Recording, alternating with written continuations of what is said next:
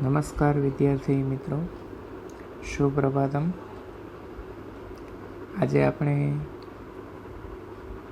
જે કાવ્ય 19 વિનોદ પદ્યાની તેમના પ્રથમ લેક્ચરમાં આપણે આગળના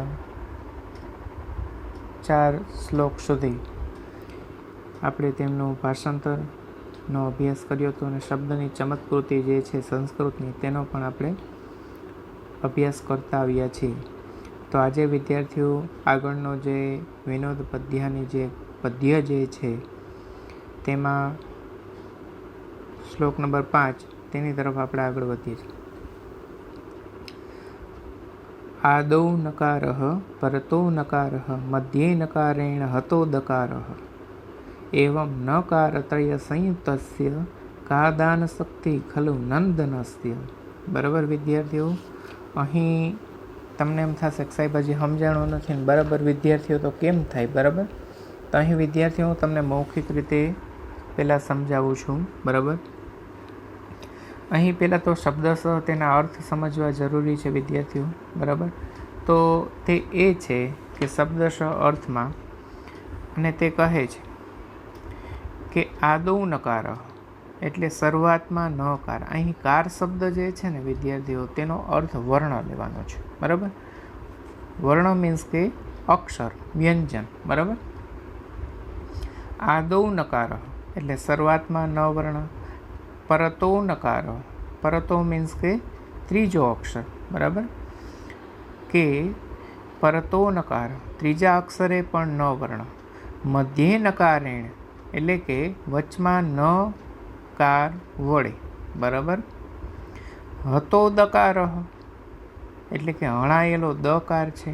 બરાબર, દકાર મીન્સ કે દ વર્ણ છે. બરાબર, રિપીટ, શરૂઆતમાં નકાર અને ત્રીજા અક્ષરે નકાર.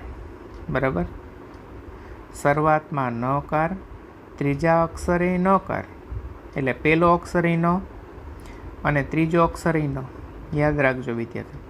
મધ્યે નકારેણ એટલે કે વચ્ચે, મધ્ય મીન્સ કે વચમાં. ન કારેણ એટલે કે ન કાર વડે. ન કાર એટલે કાર એટલે શબ્દ વિદ્યાર્થીઓ ફોર વ્હીલની વાત નથી અહીં. ન કાર મીન્સ કે ન વર્ણ. બરાબર, ન કાર વડે હતો દકાર એટલે હણાયેલો દકાર છે. બરાબર, એવમ નકાર ત્રય સંયુક્તસ્ય. બરાબર, એવમ મીન્સ કે આમ અથવા આ પ્રમાણે. આ પ્રમાણે નકાર ત્રય સંયુક્તસ્ય એટલે કે નકારોથી જોડાયેલા. કારણ કે વિદ્યાર્થીઓ અહીં શરૂઆતમાં ન વર્ણ, પછી ત્રીજો પણ ન વર્ણ અને વચ્ચે પણ ન વર્ણ. એટલે અહીંયા શું કીધું? ત્રય મીન્સ કે 3. એટલે આ પ્રમાણે 3 નકારોથી જોડાયેલા.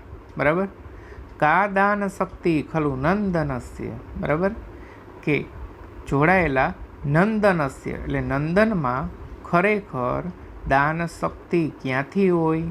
બરાબર, અહીં વિદ્યાર્થીઓ શબ્દની ચમત્કૃતિ શું છે? તો અહીં વિદ્યાર્થીઓ શબ્દની ચમત્કૃતિ તેમાં રહેલી છે અને તે છે છેલ્લો શબ્દ. હવે વિદ્યાર્થીઓ આ શ્લોકનો છેલ્લો શબ્દ શું છે? નંદનસ્ય. બરાબર, હવે નંદનસ્યની અંદર અહીં શબ્દ આખો એક નામરૂપથી જોઈને કહેવામાં આવ્યું કે ખરેખર નંદનમાં દાન કરવાની શક્તિ ક્યાંથી હોય? બરાબર, શા માટે નંદનમાં દાન કરવાની શક્તિ નથી? તો તેનો અહીં શબ્દ જુઓ તમે. એમાંથી સ્ય કાઢી નાખજો અને બાકીનો અર્થ જુઓ. નંદનનો આખો શબ્દનો આપણે અભ્યાસ કરીએ છીએ. શરૂઆતનો ન. બરાબર, પછી અહીંયા શું કીધું છે? પરતો નકાર ત્રીજો અક્ષર એ ન. તો જોઈ લ્યો વિદ્યાર્થીઓ, નંદનમાં ત્રીજો અક્ષર કયો આવે છે? તો કે ન આવે છે. બરાબર, પછી શું? મધ્યે નકારેણ. મધ્ય એટલે જો વિદ્યાર્થી, મધ્ય એટલે વચ્ચેનો ન. બરાબર, હતો દકાર હણાયેલો દ છે. તો આમાં હણાયેલું કઈ રીતના? તમને આશ્ચર્ય થાય કે આમાં દ હણાયો કઈ રીતે? કારણ કે દ તો આખો છે, પરંતુ વિદ્યાર્થી દ આખો નથી, દ અડધો છે. કારણ કે ન અને દ બંને જોડાયેલા છે. તો જોડાયેલા અક્ષર હંમેશા વિદ્યાર્થીઓ પ્લુતમાં હોય. મીન્સ કે તેને તમે સંધિ છૂટી પાડતા આવે તો ન છે તે પણ અડધો છે અને જ્યારે દ છે તે પણ અડધો છે, એટલા માટે અહીં દ છે તે ન વડે હણાયેલો છે. બરાબર વિદ્યાર્થીઓ? એટલે કે નકાર વડે હણાયેલો દકાર છે. બરાબર વિદ્યાર્થીઓ? એટલે અહીં નંદનમાં ખરેખર દાન કરવાની શક્તિ ક્યાંથી હોય? કારણ કે નંદન એક માણસનું નામ છે. બરાબર? પણ નંદનમાં 3 વખત ન આવે છે. બરાબર? અહીં દાન શક્તિ વિદ્યાર્થીઓ ક્યાંથી લેવામાં આવેલો છે? કારણ કે દ કાર એટલે કે દ વર્ણનો અર્થ દાન કરવું થાય છે. બરાબર? તમારે અમારે ઉપનિષદની અંદર બ્રહ્મએ આપેલા એકાક્ષરી ઉપદેશ જે છે તેની અંદર 3 દ આપ્યા છે. એમાંથી વિદ્યાર્થીઓ એક દનો અર્થ થાય છે દાન કરવું. બરાબર? એટલે અહીં દાન કરવાનો શબ્દ આવેલો છે. તમને પ્રશ્ન થાય કે આમાં દાન શક્તિ શબ્દ ક્યાંથી આવ્યો? તો કે દાન કરવા, નંદનમાં દાન કરવાની શક્તિ ક્યાંથી હોય? બરાબર? હવે જો વિદ્યાર્થીઓ હજી પણ સમજાવી દઉં, આમાં આગળ ન પાછળ ન, બરાબર, વચ્ચે એક દ છે. બરાબર? અને તે વચ્ચે ન વર્ણથી હણાઈ ગયેલો છે, એટલે કે મરી પાડ્યું છે. આથી નંદન નામના માણસ પાસે દાન કરવાની શક્તિ ક્યાંથી હોય? અહીં આ વિદ્યાર્થીઓ એક રહસ્ય છે. બરાબર? એટલા માટે અહીં વિદ્યાર્થીઓ શબ્દની એક ચમત્કૃતિ છે. બરાબર? ચાલો હવે વિદ્યાર્થીઓ આપણે આગળ વધીએ છીએ, પરંતુ એ પહેલાં હજી એક વખત ભાષાંતર છે તે જોઈ લઈએ. શરૂઆતમાં નકાર, ત્રીજા અક્ષરે નકાર, વચમાં નકાર વડે હણાયેલો દકાર છે. આ પ્રમાણે 3 નકારોથી જોડાયેલા નંદનમાં ખરેખર દાન શક્તિ ક્યાંથી હોય? બરાબર વિદ્યાર્થીઓ? હવે વિદ્યાર્થીઓ આપણે આગળ વધતા અને જઈએ છીએ, અને તે આવે છે શ્લોક નંબર 6. શ્લોક નંબર 6માં કહે છે, એકોનવિંશતિ સ્ત્રીણામ સ્નાનાર્થમ સરયુમ ગતા વિંશતિ પુનઃ આયાતા એકો વ્યાઘ્રેણ ભક્ષિત. 19 સ્ત્રીઓ, 19 સ્ત્રીઓ સ્નાનાર્થમ સરયુમ ગતા, એટલે કે સ્નાન કરવા માટે સરયુ નદીમાં ગઈ. બરાબર? સરયુ નદીએ ગયા. બરાબર? વિંશતિ પુનઃ આયાત, એટલે કે 20 છે, 20 સ્ત્રીઓ પાછી આવી. પછી કહે છે એકો વ્યાઘ્રેણ ભક્ષિત, એકને વાઘ ભક્ષણ કરી ગયું. હવે વિદ્યાર્થીઓ એકો વ્યાઘ્રેણ ભક્ષિત, એટલે કે એક પુરુષનું વાઘે ભક્ષણ કર્યું. હવે વિદ્યાર્થીઓ પ્રશ્ન એ આવ્યો, તમે એમ કહો છો, અહીંયા વિદ્યાર્થીઓ શબ્દની ચમત્કૃતિ જોવાની છે. 19 સ્ત્રીઓ સ્નાન કરવા માટે સરયુ નદીએ ગઈ, તો 20 પાછી આવે, એક પુરુષનું વાઘે ભક્ષણ કર્યું, તો વિદ્યાર્થીઓ અહીં કુલ 21 થઈ ગયા. તો બરાબર? તો વિદ્યાર્થીઓ ચમત્કૃતિ જે છે, બરાબર, કે 19 જાય તો 20 પાછી ક્યાંથી આવે સ્ત્રીઓ? બરાબર છે? અને પાછું એક પુરુષનું વાઘે ભક્ષણ કર્યું વિદ્યાર્થીઓ. તો વિદ્યાર્થીઓ શબ્દની ચમત્કૃતિ જુઓ કે 21 કઈ રીતે થયા. તો જુઓ, એકો ના વિંશતિ. હવે વિદ્યાર્થીઓ સમજો, એકો એટલે એક, ના શબ્દનો અર્થ અહીં ન, મીન્સ કે ન જે છે વિદ્યાર્થીઓ એ ધ્રુવકારાંત નામનું એક પ્રથમમાં એક વચન, એટલે એક માણસ લેવાનો છે, એક પુરુષ લેવાનો. એટલે એક પુરુષ, વિંશતિ સ્ત્રીણામ 20 સ્ત્રીઓ સ્નાનાર્થમ સરયુમ ગતા, સ્નાન કરવા માટે સરયુ નદીએ ગઈ. વિંશતિ પુનાયાત, 20 છે સ્ત્રીઓ તે પાછી આવી. એકો વ્યાઘ્રેણ ભક્ષિત, એટલે કે એકનું વાઘે ભક્ષણ કર્યું, એક પુરુષનું વાઘે ભક્ષણ કર્યું. હવે તમને પ્રશ્ન એવો થશે વિદ્યાર્થી, આમાં ખબર કેમ પડે કે તે પુરુષનું જ વાઘે ભક્ષણ કર્યું? બરાબર? કારણ કે હવે પુરુષનું જ કઈ રીતે થયું તે સમજાવું. અહીં વિદ્યાર્થીઓ એકહ અને ભક્ષિત, એમાં એકહ જે છે તે સંખ્યાવાચક વિશેષણ છે વિદ્યાર્થીઓ, અને ભક્ષિત તે કૃદંતવાચક પદ છે. બરાબર?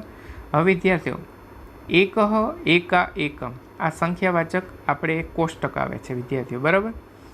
તો અહીં વિદ્યાર્થીઓ એકો વ્યાકરણ એની સંધિ છૂટી પડતા થાય છે એકહ વ્યાકરણ. હવે એકહ જે છે વિદ્યાર્થીઓ, તે સંખ્યાવાચક વિશેષણ હંમેશા પુલ્લિંગ પુરુષમાં જ વપરાય છે. બરાબર. જો સ્ત્રી હોત તો એકા લખ્યું હોત, પરંતુ અહીંયા એકહ છે. બરાબર. એટલા માટે અહીંયા પુરુષો થાય, એ એક દ્રષ્ટિએ થયું. હવે વિદ્યાર્થીઓ ભક્ષિતઃ લખ્યું છે. હવે આપણે કૃદંતો વિદ્યાર્થીઓ, તમારે આઈ થિંક કૃદંતમાં હેત્વર્થ અને સંબંધક ધોરણ 9માં 2 જ આવે છે. બરાબર. પરંતુ વિદ્યાર્થીઓ ધોરણ 10માં એક કૃદંત આવે, તે છે કર્મણીભૂત કૃદંત. બરાબર. કર્મણીભૂત કૃદંત તે પણ લિંગ પ્રમાણે તેના પ્રત્યાંત હોય છે. મતલબ તહ તાતમ પુલ્લિંગ, સ્ત્રીલિંગ, નપુંસકલિંગ. બરાબર. તો વિદ્યાર્થીઓ તહ તાતમ એમાં પુલ્લિંગમાં તહ આવે. એટલા માટે અહીં કૃદંતમાં પણ વિદ્યાર્થીઓ પુલ્લિંગવાચક કૃદંત હોવાને લીધે એ વાત સ્પષ્ટ અને સાબિત કરે છે કે એક પુરુષનું જ વાઘે ભક્ષણ કર્યું છે. બરાબર વિદ્યાર્થીઓ. ચમત્કૃતિ કઈ કઈ થાય છે? તો કે એક રીતે જોવા જો એકોન વિંશતિ, એના 2 અર્થ નીકળે છે વિદ્યાર્થીઓ, એટલા માટે ચમત્કૃતિ થાય. એકો નહ તો એક પુરુષ અને 20 સ્ત્રીઓ થાય, અને એકોન વિંશતિ એ આખો શબ્દ તમે લઈ લો વિદ્યાર્થી તો 19 થાય. બરાબર. એટલા માટે ચમત્કૃતિ એવી બને છે કે 19 સ્ત્રીઓ જો સરયુ નદીએ સ્નાન કરવા ગઈ તો 20 પાછી આવે, તો 19 ગઈ તો 20 એક વધીને ક્યાંથી આવ્યા, અને એક પુરુષનું વાઘે ભક્ષણ કરી નાખ્યું. તો જો 20 સ્ત્રીઓ પાછી આવીને એકનું વાઘે ભક્ષણ કર્યું તો 21 થઈ ગયા. બરાબર. તો 19માંથી 2 આવ્યા ક્યાંથી? તો અહીં વિદ્યાર્થીઓ શબ્દની ચમત્કૃતિ બની. બરાબર. અને ચમત્કૃતિ એ બની કે એક પુરુષ ક્યાંથી આવ્યો એ ચમત્કૃતિ બને. તો એકહ પ્લસ ન એટલે કે એક પુરુષ. બરાબર. વિંશતિ સ્ત્રીણામ એટલે 20 સ્ત્રીઓ થઈ ગઈ વિદ્યાર્થીઓ. બરાબર. સરયુમ ગતા એટલે કે સરયુ નદીએ સ્નાન કરવા ગઈ. વિંશતિ પુનઃ આયાતઃ એટલે કે 20 ફરી પાછી આવે છે, તો તે બંધ બેસતું થઈ ગયું. બરાબર. એટલે કે 20 સ્ત્રીઓ જો જાય છે તો 20 પાછી આવી છે. બરાબર. એકો વ્યાકરણ ભક્ષિત એટલે કે એક પુરુષનું વાઘે ભક્ષણ કર્યું. બરાબર. એટલે 2 અર્થ થયા વિદ્યાર્થીઓ. સ્નાન કરવા માટે 1 નર અને 19 નારીઓ. બરાબર. એવો પણ અર્થ થાય. એમ કુલ 20 લોકો ગયા હતા. બરાબર. એમ પણ થાય. સ્નાન કરવા માટે 1 નર અને 19 નારીઓ. બરાબર. એટલે કુલ 20 થઈ ગયા. અને અથવા બીજો અર્થ કયો થશે વિદ્યાર્થીઓ? કે સ્નાન માટે 1 નર અને 20 નારીઓ, એમ કુલ 21 ગયા હતા. બરાબર વિદ્યાર્થીઓ. હવે 20 પાછા આવે છે અને એકનો ભાગ ભક્ષણ કરે છે. તે વિદ્યાર્થીઓ તે કઈ રીતે થયું? તો કે સ્નાન માટે 1 નર એટલે એકહ પ્લસ ન એટલે એમ પણ થયું. અને 19 નારીઓ, તો 19 નારીઓ કઈ રીતના આવે ગણ્યા સાહેબ? તમને એમ પ્રશ્ન, કારણ કે એકોન વિંશતિ તો એનો આખા શબ્દનો અર્થ હું લઈ શકાય? 19 થાય. એકોન વિંશતિનો ગુજરાતી થાય 19 થાય. બરાબર. શબ્દને ભેગા કરી લો. બરાબર. એટલે અહીં ચમત્કૃતિ સર્જાય છે. બરાબર. હવે વિદ્યાર્થીઓ આવે છે શ્લોક નંબર 7. બરાબર. શ્લોક નંબર 7માં કહે છે તુરહ પ્લસ અહમ પ્રથમમ હિત્વા ચરહ પ્લસ અસ્મિ મધ્યમમ વિના. પછી કહે છે આદ્યમ અધ્યાન્ની તમે હે યુક્તમ કો ભવામી વદંતુ ભો. અર્થાત કહે છે કે તુરહ અહમ પ્રથમમ હિત્વા, પહેલા અક્ષરને છોડીને. બરાબર. તુરહ અહમ. બરાબર. તુરહ અહમ ગુજરાતી થશે હું તુર છું. બરાબર. પ્રથમમ હિત્વા એટલે કે પહેલા અક્ષર છોડીને. બરાબર. અહીં શબ્દ સ જોવાનો છે વિદ્યાર્થીઓ, તેનો અર્થ કઈ રીતના બને છે. પહેલા અક્ષરને છોડીને હું તુર છું. બરાબર. ચરહ અસ્મિ મધ્યમમ વિના એટલે કે મધ્યમ અક્ષર વિના હું ચર છું. જો વિદ્યા શબ્દની ચમત્કૃતિ બને છે. મધ્યમ અક્ષર વિના હું ચર છું. કે છે આદ્ય મધ્ય અંતિમ યુક્ત, એટલે કે આદ્ય મધ્ય અને અંતિમ અક્ષરોથી જોડાયેલું. કો ભવામી વદંતુ ભો, કે કોણ છું એ અરે મને કહો. બરાબર. કો ભવામી, બરાબર. કો ભવામી એટલે હું કોણ છું. બરાબર. ભવામી મીન્સ કે હું છું. વદંતુ મીન્સ કે કહો, અને ભોહો એટલે અરે. હું કોણ છું, અરે મને કહો. બરાબર.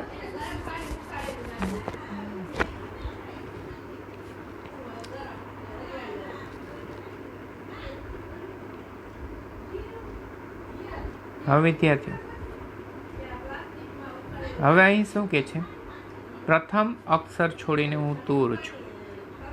તો વિદ્યાર્થીઓ અહીં લખી નાખવાનું, તૂર લખવાનું. પછી અહીં લખવાનું વિદ્યાર્થીઓ ચરહ મધ્યમ વિના, કે મધ્યમ અક્ષર વિના. બરાબર. એટલે કે મધ્યમ અક્ષર વિના હું ચર છું.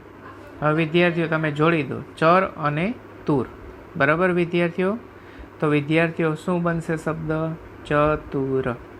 બરાબર વિદ્યાર્થીઓ. બરાબર. કારણ કે પ્રથમ અક્ષર છોડી નાખો તો શું વૈધું? ચતુર શબ્દ અહીંયા બને છે. બરાબર. તો પ્રથમ અક્ષર છોડીને શું બને? તૂર. હવે તમે એ ચતુરમાંથી મધ્યમ અક્ષર કાઢી નાખો તો શું બને? ચર. બરાબર. કારણ કે તું નીકળી ગયું. એટલે આદ્ય મધ્ય અને અંતિમ. બરાબર. આદ્ય એટલે ચ, પછી શું કે છે? મધ્ય એટલે તૂર, મધ્ય એટલે બરાબર તું, અને અંતિમ અક્ષરોથી જોડાયેલો. અંતિમ એટલે કયો? તો કે ર. જોડાયેલો હું કોણ છું એટલે કે છે ચતુર. બરાબર.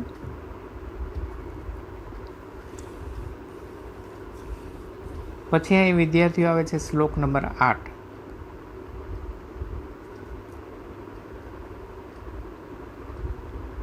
અહમ ચત્વમ રાજેન્દ્ર લોકનાથ ઉભો અપી. લોકનાથમ, અહીં સંધિ છૂટી પડશે વિદ્યાર્થીઓ, અને તે સંધિ છૂટી પડતા બનશે લોકનાથો ઉભો અપી. બરાબર. લોકનાથો ઉભો પ્લસ અપી. રિપીટ. લોકનાથ પ્લસ ઉભો, લોકનાથો પ્લસ ઉભો પ્લસ અપી. બરાબર. બહુવ્રીહી પ્લસ અહમ. અહીં વિદ્યાર્થીઓ સંધિ છૂટી પડશે શબ્દને. બહુવ્રીહી રહમ લખ્યું છે ને તેની જગ્યાએ બહુવ્રીહી પ્લસ અહમ. રાજન ષષ્ઠી તત્પુરુષો ભવામી. હવે તેનો અર્થ જોઈએ. હું અને તું. અહમ ચત્વમ મીન્સ કે હું અને તું. હું અને તું આપણે બંને. બરાબર. ઉભો અપી એટલે કે આપણે બંને. ઊભો મીન્સ કે આપણે, સોરી ઊભો મીન્સ કે બંને. બરાબર. એટલે કે છે આપણે બંને. બરાબર. ઊભો એટલે કે આપણે બંને લોકનાથ એટલે કે લોકનાથ છીએ. બરાબર. અહીં શરૂઆત ભાષાંતરની વિદ્યાર્થીઓ કરવાની છે. રાજેન્દ્ર મીન્સ કે હે રાજશ્રેષ્ઠ. બરાબર. હે રાજશ્રેષ્ઠ, હું અને તું આપણે બંને લોકનાથ છીએ. બરાબર. હવે અહીંયા આપણે બંને વિદ્યાર્થીઓ આવે છે શબ્દ, તો તેમાં આપણે બેમાં એક રાજા છે, તો એક બીજો કોણ છે? તે વિદ્યાર્થીઓ એક બીજો ભિક્ષુક છે. બરાબર. બહુવ્રીહી અહમ રાજન ષષ્ઠી તત્પુરુષો ભવાન, કે હે રાજા કહે છે પરંતુ હું પોતે બહુવ્રીહી સમાસમાં છું અને તમે ષષ્ઠી તત્પુરુષ સમાસમાં છો. કઈ રીતે? હવે એ સમજવાનું છે. તો કે ભિક્ષુક છે વિદ્યાર્થીઓ તે બહુવ્રીહી સમાસમાં છે, અને હે રાજન તમે ષષ્ઠી તત્પુરુષ સમાસમાં છો. તો વિદ્યાર્થીઓ લોકનાથ શબ્દને ષષ્ઠી તત્પુરુષ સમાસમાં જોવો વિદ્યાર્થીઓ, તો તેનો ષષ્ઠી તત્પુરુષ સમાસમાં તેનો વિગ્રહ કરતાં શું બને વિદ્યાર્થીઓ ગુજરાતીમાં? લોકનાથ. તો કે લોકોનો નાથ. બરાબર. તો લોકોનો નાથ, તો એ શેમાં કોણ બને? લોકોનો નાથ એટલે કોણ? તો કે રાજા બને. લોકોનો સ્વામી મીન્સ કે રાજા હોઈ શકે. તો એ ષષ્ઠી તત્પુરુષ સમાસમાં ગઈ. હવે બહુવ્રીહી એટલે કે ભિક્ષુક એમ કે છે હું બહુવ્રીહીમાં છું. તો કે કઈ રીતે વિદ્યાર્થીઓ? તો કોઈ લોકનાથને તમે પાછા બહુવ્રીહી સમાસમાં લો ને તો વિદ્યાર્થીઓ એનો અર્થ એવો બને બહુવ્રીહી સમાસમાં કે લોકો છે નાથ જેના, એવું. શું અર્થ થશે બહુવ્રીહીમાં? લોકો છે નાથ જેના. બરાબર. ભિક્ષુક માટે તેના સ્વામી કોણ? તો કે લોકો. બરાબર. લોકો છે નાથ જેના. એકમાં લોકોના નાથ રાજા આવે અને ભિક્ષુક માટે એના રાજા કોણ? તો કે લોકો. સમજાણું વિદ્યાર્થીઓ? હજી બીજી વાર સમજાવું છું. રાજા માટેના સ્વામી, રાજાના સ્વામી લોકોના સ્વામી કોણ? તો કે રાજા.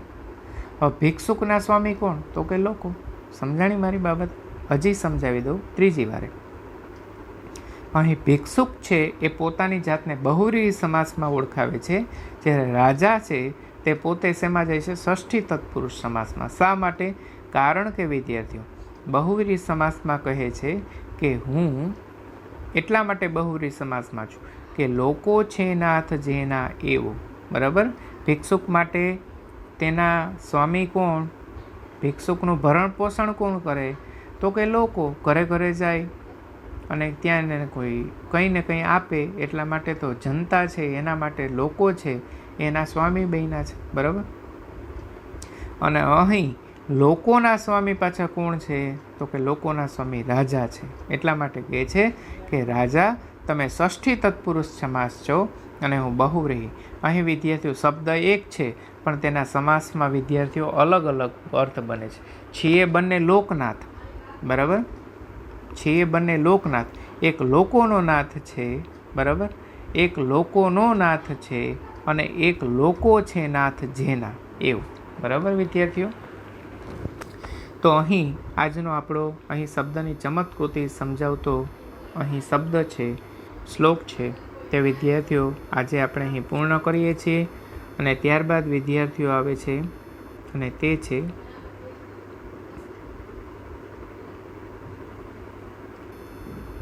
સ્વાધ્યાય. બરાબર. અહીં વિદ્યાર્થીઓ સ્વાધ્યાયની અંદર જોઈએ તો સ્વાધ્યાયની અંદર કંસ કહ જઘાન. બરાબર.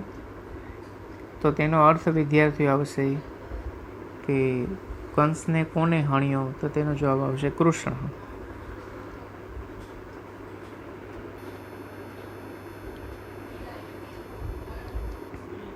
પછી વિદ્યાર્થીઓ બીજો છે કેન કથિતમ પુત્ર લેખમ લિખી ઇતિ. તો તેનો વિદ્યાર્થીઓ આવશે તાતેનો. પછી આવશે ત્રીજું રાજા કહ અભૂત ગુણોત્તમ, કે અભૂત ગુણો કે ઘણા બધા ગુણો ધરાવનાર કોણ? તો કે તે રાજામાં આવશે રામ. વ્રજંતી પદ્માની કદા વિકાસમ. બરાબર. અને તે આવશે વિદ્યા વ્રજંતી મીન્સ ક્યારે ખીલે છે? કમળો ક્યારે ખીલે છે? તો સૂર્યોદય. એકહ કેન ભક્ષિત. બરાબર. કે એકને એકહ કેન, કે એક વ્યક્તિને કોણે ભક્ષણ કર્યું? તો કે તે વ્યાઘ્રેણ, વાઘ દ્વારા. બરાબર. પછી વિદ્યાર્થીઓ આવે છે બીજું. તો વિદ્યાર્થીઓ તેમાં એક વાક્યને સંસ્કૃત ભાષાયા ઉત્તરમ લિખત. એક વાક્યમાં સંસ્કૃત ભાષામાં ઉત્તર લખો. તો તેમાં છે પુત્રેણ કસ્ય આજ્ઞા ન લોપિતા. તો તેનો જવાબ છે વિદ્યાર્થીઓ પુત્રેણ પિતુઃ આજ્ઞા ન લોપિતા. ડાયરેક્ટ જવાબ બોલું છું. પછી બીજું ચક્રવાકી કદા વિરહાતુરા ભવતી. તો વિદ્યાર્થીઓ તેનો જવાબ આવશે ચક્રવાકી નિત્યમ રાત્રો વિરહાતુરા ભવતી. ત્રીજું ગતે ભર્તરી પ્રિયા કિમ કરોતી? તો તેનો જવાબ આવશે વિદ્યાર્થીઓ, ગતે ભર્તરી પ્રિયા રોદીતી. પછી ચોથું, નકારત્રય સંયુતસ્ય નંદનસ્ય કા નાસ્તિ? તો તેનો જવાબ છે નકારત્રય સંયુતસ્ય નંદનસ્ય દાનશક્તિ નાસ્તિ. પાંચમું છે વિદ્વદ્ભિઃ કા સદા વંદા? તો તેનો જવાબ વિદ્વદ્ભિઃ વિદ્યા સદા વંદા. શીતમ કમ ન બાધતે? તો શીતમ કંબલવંતમ ન બાધતે. અહીં વિદ્યાર્થીઓ હવે આવે છે ત્રીજો પ્રશ્ન નંબર 3. નિમ્નલિખિતાનામ પદાનામ સમાસ પ્રકારમ લિખત. તો કે ગુણોત્તમ. તો વિદ્યાર્થીઓ સમાસ કઈ રીતે ઓળખાય? તો વિદ્યાર્થીઓ તેનું પહેલાં તો જો તમને ડાયરેક્ટ ગુજરાતી આવડી જાય તો એક વાત જ અલગ છે. મને ગુજરાતી આવડી છે એટલે હું તો તરત આગળ કહી દઉં કે ગુણોમાં ઉત્તમ. અહીં માં પ્રત્યે આવ્યો માટે અહીં સપ્તમી તત્પુરુષ સમાસ બને. પરંતુ વિદ્યાર્થીઓ સ્ટેપ મેં જે તમને શીખવાડેલા છે તે પ્રમાણે ચાલો. અને તે એ છે કે 2 પદનો વિગ્રહ કરવાનો, પછી એનું ગુજરાતી કરવાનું, પછી એની વાક્ય રચના કરવાની. બરાબર? તો વિદ્યાર્થીઓ અહીં 2 પદ કયા છે? તો કે ગુણ અને ઉત્તમ. તો હવે એની વાક્ય રચના વિદ્યાર્થીઓ કરો તો શું બને? ગુણોમાં ઉત્તમ. બરાબર? એટલા માટે માં છે તે વિદ્યાર્થીઓ તે એક વિભક્તિનો પ્રત્યય છે. તો કે કઈ વિભક્તિ? તો કે સપ્તમી. માટે અહીં સપ્તમી તત્પુરુષ સમાસ બને. પછી છે વિરહાતુરા. તો વિદ્યાર્થી તેને વિગ્રહ કરીએ, વિરહેણ પ્લસ આતુરા. તો અહીં વિરહેણ તમે વિદ્યાર્થીઓ એક બીજી ટ્રીક શીખવાડો. તમે વિગ્રહ કરતા જે પહેલો શબ્દ જે છે તેને ઓળખી લો.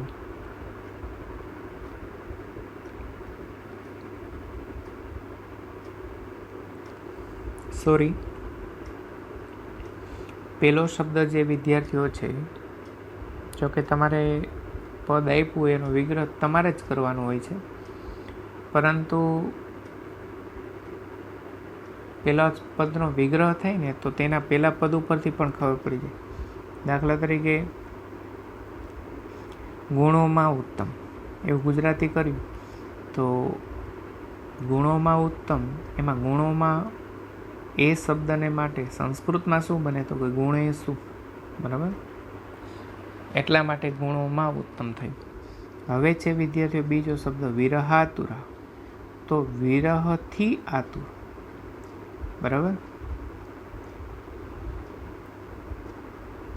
તો વિરહથી આતુર એટલે વિદ્યાર્થીઓ અહીં થી છે તે એક વિભક્તિનો પ્રત્યય બન્યો અને તે છે થી. માટે અહીં 2 પદ વચ્ચે વિભક્તિનો સંબંધ હોવાથી આ સમાસ વિભક્તિ તત્પુરુષ સમાસ બનશે. હવે એમાં નક્કી કેમ કરવાનું કે તે સપ્તમી છે, તૃતીયા છે, ષષ્ઠી છે? તો અહીં વિદ્યાર્થી આનો જવાબ તો બીજા શબ્દનો તૃતીયા તત્પુરુષ, પરંતુ તે તૃતીયા કઈ રીતે આવ્યું? કારણ કે પૂર્વ પદે તૃતીયા વિભક્તિનું નામરૂપ ધારણ કર્યું છે. બરાબર? વિરહેણ આતુરા એટલે કે વિરહથી આતુર. બરાબર? અને હંમેશા બીજું એક યાદ રાખવું, તત્પુરુષ હંમેશા સમાસમાં પૂર્વ પદ જ હંમેશા ચેન્જ થશે, ઉત્તર પદ સિમિલર રહેશે, એમને એમ રહેશે. બરાબર? સમાન રહેશે. પછી સૂર્યોદય. તો વિદ્યાર્થી તમે ગુજરાતી કરી નાખો ડાયરેક્ટ તો પણ આવડી જાય. સૂર્યનો ઉદય. બરાબર? તો ષષ્ઠી તત્પુરુષ સમાસ. હવે વિદ્યાર્થી સૂર્યનો ઉદય આવું વિદ્યાર્થીઓમાં સંસ્કૃત લખો તો એનો અર્થ એમ જ બને સૂર્યસ્ય પ્લસ ઉદય. તો પૂર્વ પદ કયું? સૂર્યસ્ય. ઉત્તર પદ કયું? ઉદય. બરાબર? તો કે સૂર્યસ્ય તે ષષ્ઠી વિભક્તિ એકવચન આવે. ષષ્ઠી વિભક્તિ એકવચનનો પ્રત્યય તો કે નો, ની, નું, ના. આ 4 પ્રત્યયમાંથી અહીંયા વાક્ય રચનામાં કયો આવે? તો કે નો જ બેસે. એક સૂર્યનો ઉદય, બરાબર. એટલા માટે અહીં સમાસ બને ષષ્ઠી તત્પુરુષ. દાન શક્તિ, તો વિદ્યાર્થીઓ દાનસ્ય શક્તિ એટલે કે દાનની શક્તિ, ષષ્ઠી તત્પુરુષ સમાસ. લોકનાથ, હવે વિદ્યાર્થીઓ આ તો આપણે સમજી ગઈએ, બે સમાસ આવશે આમાં તો, બહુવ્રીહી સમાસ, ષષ્ઠી તત્પુરુષ સમાસ, બરાબર. ચાલો હવે વિદ્યાર્થીઓ આગળ વધીએ છીએ. પ્રશ્ન નંબર 4, તે પણ વિભક્તિનું છે.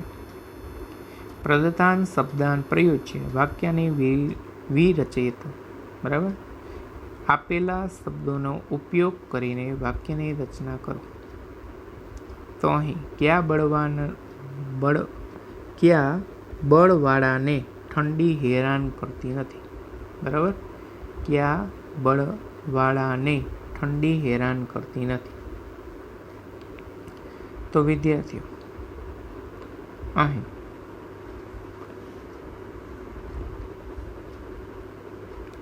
કિમ આપેલું છે, બરાબર.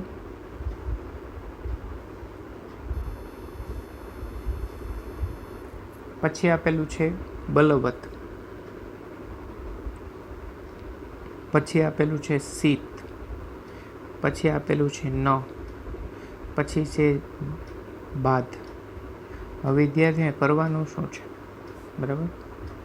તો અહીં એ આવશે, તે કિમ શબ્દ લખ્યું છે, તે કિમનું વિદ્યાર્થીઓ થઈ જશે કમ, બરાબર. કિમનું થશે કમ. પછી લખ્યું છે બળવાળાને, બરાબર. તો તેના માટે બલવત શબ્દ છે. તો વિદ્યાર્થીઓ બલવત જે છે એટલે બળવાળા થઈ, પણ અહીંયા સાથે ને જોડાયેલું છે. તો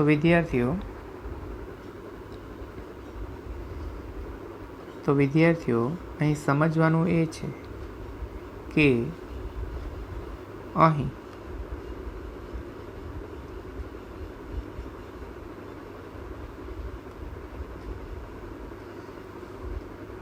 દ્વિતીય વિભક્તિ સમજાવું છું.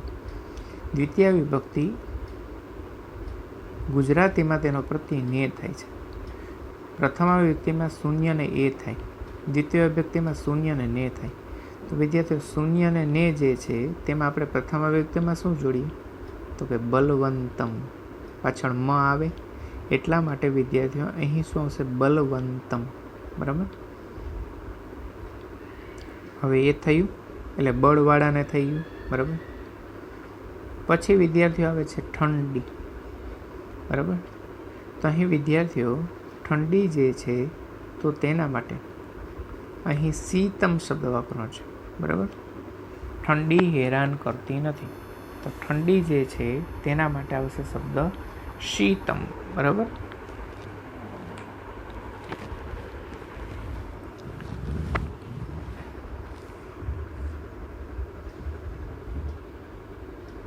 પછી આવે છે વિદ્યાર્થીઓ હેરાન કરતી નથી.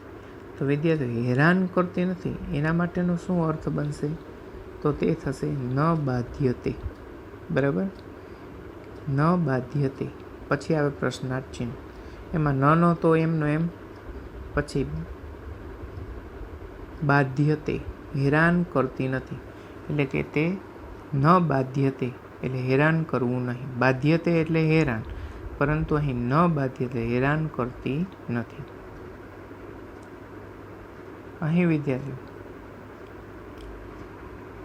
બાધ્યતે જે છે વિદ્યાર્થીઓ તે એક વર્તમાન કાળનું ક્રિયાપદ બને છે. કઈ રીતે, તો કે તમે વર્તમાન કાળના પ્રત્યય વાંચો તો તેની અંદર આત્મને પદમાં તમે જુઓ, ઈ વહે મહે, સે ઇથે દ્વે, તે ઇતે અંતે. તો ત્રીજો પુરુષ એક વચનમાં જો વિદ્યાર્થીઓ તે આવે.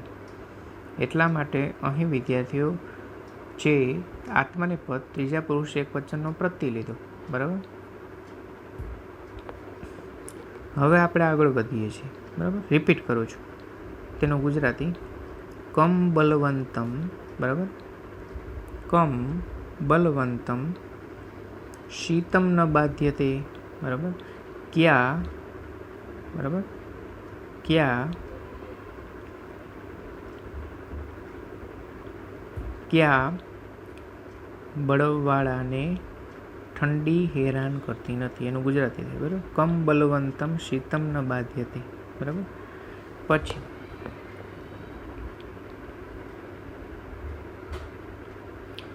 રાજા રામ ગુણોત્તમ છે. તો નૃપ, રાજા એટલે નૃપ, રામ એટલે રામ, ગુણોત્તમ એટલે ગુણોત્તમ, છે એટલે અસ અહીં લખેલું છે. બરાબર વિદ્યાર્થીઓ? તો વિદ્યાર્થીઓને સમજો.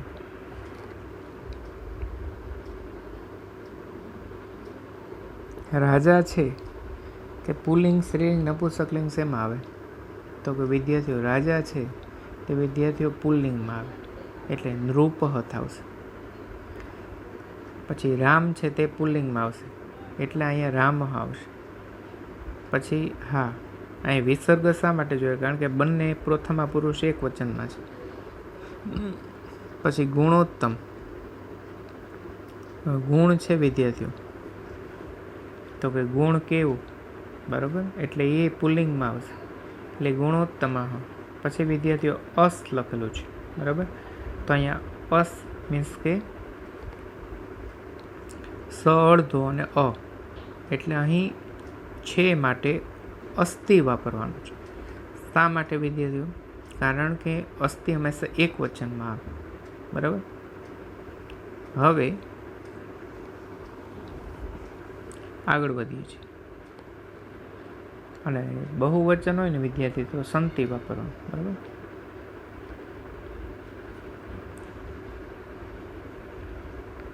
કમળ ક્યારે વિકાસ પામે છે?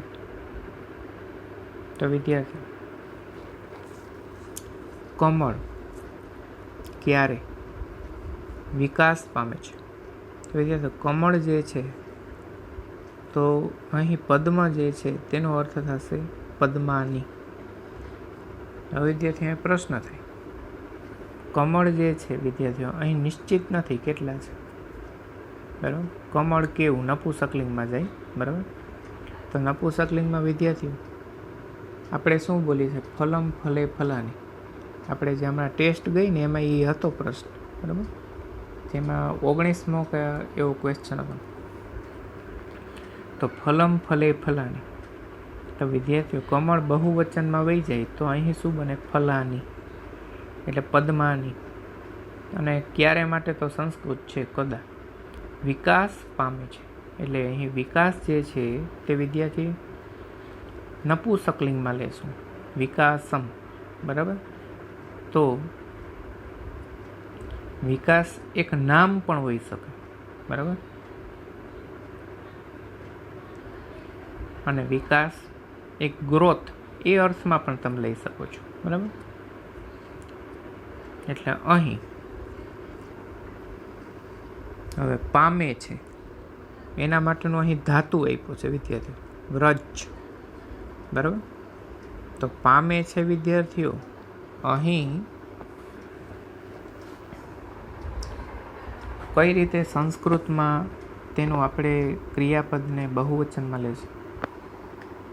તો કે મેં એ તો તમને જણાવ્યું કે તે બહુવચનમાં આવશે, પણ કઈ રીતે તે તમને એ આગળના પહેલા પદ ઉપર ખબર છે. જો કમળ છે ને બહુવચનમાં લીધા હોય તો પાછળનું ક્રિયાપદ એ બહુવચનમાં જાય, તો કે તે ત્રીજો પુરુષ બહુવચનમાં આવે, કારણ કે નામ હંમેશા ત્રીજા પુરુષમાં જાય. બરાબર. તો અહીં વ્રજંતી આવે, કારણ કે વિદ્યાર્થીઓ મી વહમહ શીત તીત હંતે, ત્રીજો પુરુષ બહુવચન. બરાબર. પછી આગળ વધીએ છીએ. ચોથું, આદિમાં નકાર છે અને પાછળ પણ નકાર છે. તો આદિ નકાર અસ, પરતઃ અપી નકાર અસ. બરાબર. તો એક વસ્તુ તો નક્કી થઈ ગઈ વિદ્યાર્થીઓ, અસ અસ લખ્યું એટલે છે એનું ગુજરાતી સંસ્કૃતનું થાય અસ્થિ અસ્થિ. બરાબર. હવે વિદ્યાર્થીઓ નકાર, બરાબર, એ ન વર્ણ. તો ન વર્ણ આપણે ગુજરાતીમાં એને કેમ કહીએ કે ન વર્ણ, ન કેવું, એટલે એ પુલ્લિંગમાં આવે તો ન કારહ થઈ ગયું. પછી વિદ્યાર્થીઓ હવે આદિમાં, તો અહીં આદિ તો લખ્યું છે, હવે અહીંયા માં છે તો તો તે વિદ્યાર્થીઓ તમારે પ્રત્યય ગોતવાનો. તમારે મા પ્રત્યય શેમાં આવે? સપ્તમીમાં આવે.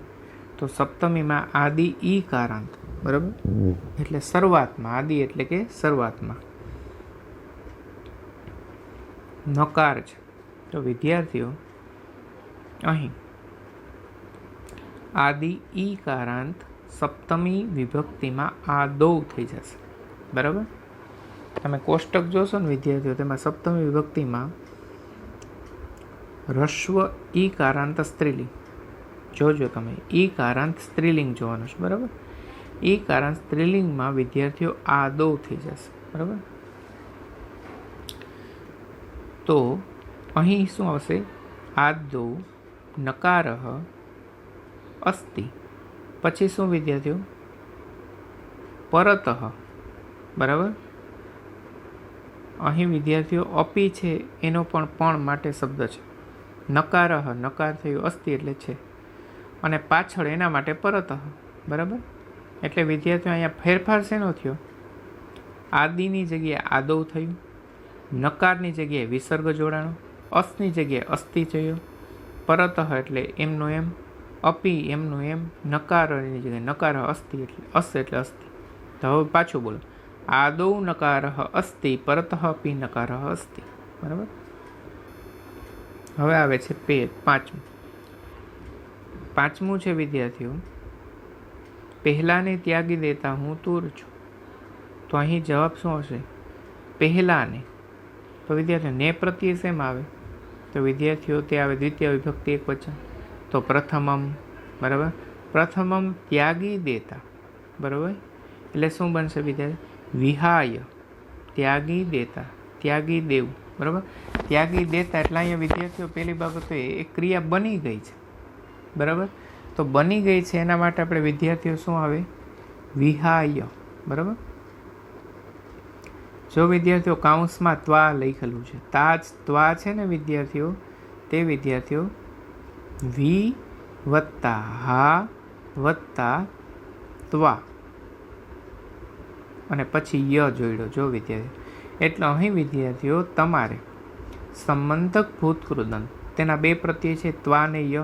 તો તમારે જોડવાનો શું આવશે? વિહાય, બરાબર. પછી અસ્મદ. જો વિદ્યાર્થી લખ્યું, અસ્મદ એક રૂપ છે, બરાબર. તો વિદ્યાર્થીઓ અસ્મદ તે રૂપ છે. તો અસ્મદ તેના પ્રથમા વિભક્તિ એક વચનનું રૂપ કયું બને અસ્મદનું? તો કે હું. પહેલાને છોડી દેતા હું. તો અસ્મદ જે છે તેનું પ્રથમા વિભક્તિ એક વચનનું રૂપ શું બને? તો કે અહમ. અસ્મદ યુસ્મદ તદ ના રૂપ જો વિદ્યાર્થીઓ તમે અભ્યાસ કરેલો હોય, આપણે અભ્યાસક્રમ 1માં આવે છે, તેમાં અહમ આવામ વયમ ત્વામ યુવામ યુયમ સહતૌ તે. તો અસ્મદનું પ્રથમા વિભક્તિમાં શું બને રૂપ વિદ્યાર્થીઓ? તો તે બને અસ્મદનું બને અહમ, બરાબર. એટલે આવશે અહમ. પછી તુર, બરાબર. તો તુર છે તે પ્રથમ વિભક્તિમાં લેશું પુલ્લિંગ. તો તુરહ. પછી અસ. તો અસ વિદ્યાર્થીઓ અહીં છું, એનો અર્થ છું, બરાબર. તો છું માટેનો સંસ્કૃતમાં શબ્દ છે અસ્મિ, બરાબર. અસ્મિ એટલે છું થાય અને અસ્તિ એટલે છે થાય, બરાબર. જ્યાં હું વાપરવામાં આવે અહમ, ત્યાં છું વપરાય, બરાબર. અને જ્યાં ત્રીજા પુરુષ આવે ત્યાં હંમેશા છે વપરાય. આ યાદ રાખો, બરાબર. અને જ્યાં બહુવચન આવે ત્યાં વિદ્યાર્થીઓ સંતિ વપરાય. એક વચનમાં અસ્તિ, બહુવચનમાં સંતિ અને હુંમાં અસ્મિ, બરાબર. તો અહીં વિદ્યાર્થીઓ આવશે પ્રથમમ વિહાય અહમ તુરહ અસ્મિ, બરાબર. જો વિદ્યાર્થીઓ પ્રથમ શબ્દને લીધો, પ્રથમમ વી વત્તા હા વત્તા ત્વા અને ય. તો વિહાય, બરાબર. આપણે ત્વા અને યમાંથી એક પસંદ કર્યો પ્રત્યય અને તે જોડ્યો ય. અને અસ્મદ જે છે એનું આપણે અહીંયા અસ્મદ એક રૂપ છે, બરાબર. અને તેમાંથી અસ્મદના રૂપમાંથી પ્રથમા વિભક્તિ એક વચનમાં આપણે લીધું અહમ, બરાબર. અને તુર, તો તેનો અર્થ લીધો તુરહ અને અસનો લીધો અસ્મિ, બરાબર. હવે આવે છે પ્રશ્ન નંબર 5. તો એનો જવાબ વિદ્યાર્થીઓ ડાયરેક્ટ બોલું છું. બરાબર. ક સંજગાન કૃષ્ણ, આ વાક્યના 2 અર્થ ક્યાં છે? તો વિદ્યાર્થીઓ, પહેલો અર્થ, કમ સંજગાન કૃષ્ણ, કૃષ્ણે કોની હત્યા કરી? કૃષ્ણે કોની હત્યા કરી? બરાબર.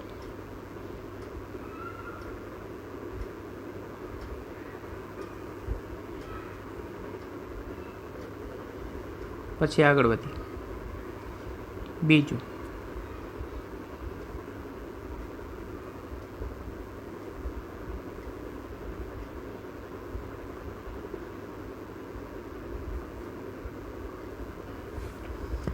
છે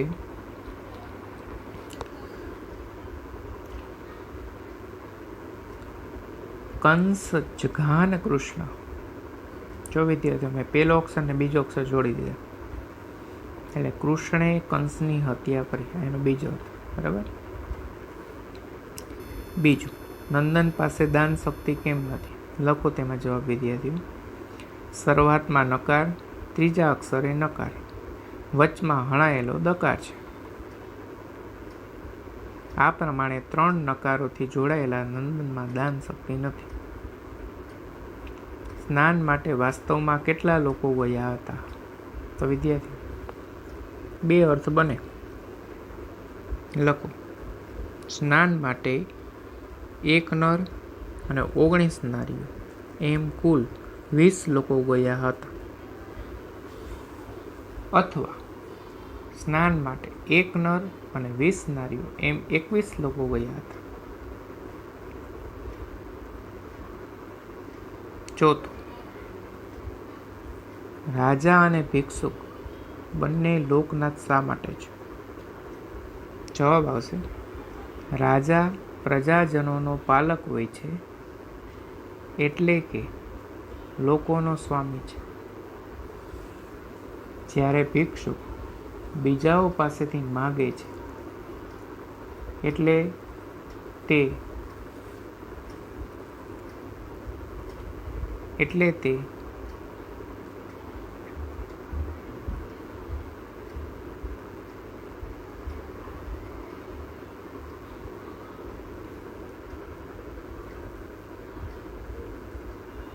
લોકો છે નાથ જેના, તેઓ ભિક્ષુક છે. આમ રાજા અને ભિક્ષુક બંને લોકનાથ છે.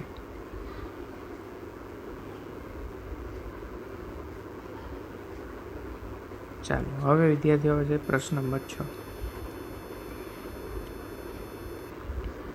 જોડકા જોડવાના છે. 19 સ્ત્રીનામ, તો તેમાં વિદ્યાર્થીઓ શું હશે? તો કે સ્નાનાર્થમ સરયુમ ગતા. બરાબર. મીન્સ કે ક્રમાંક નંબર 2.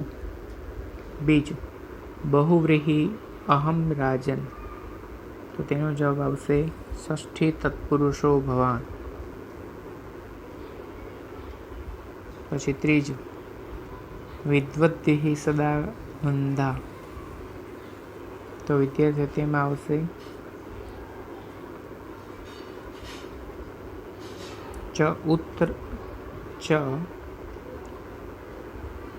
અત્ર ઉક્તમ ન બુધ્યતે. પછી તાતેન કથિતમ પુત્ર લેખમ લીખ મમ આજ્ઞયા, મીન્સ કે 6. પછી કા દાન શક્તિ, તો તેનો જવાબ આવશે ખલુ નંદનસ્ય. બરાબર. અહીં વિદ્યાર્થીઓ આપણું આ જે છે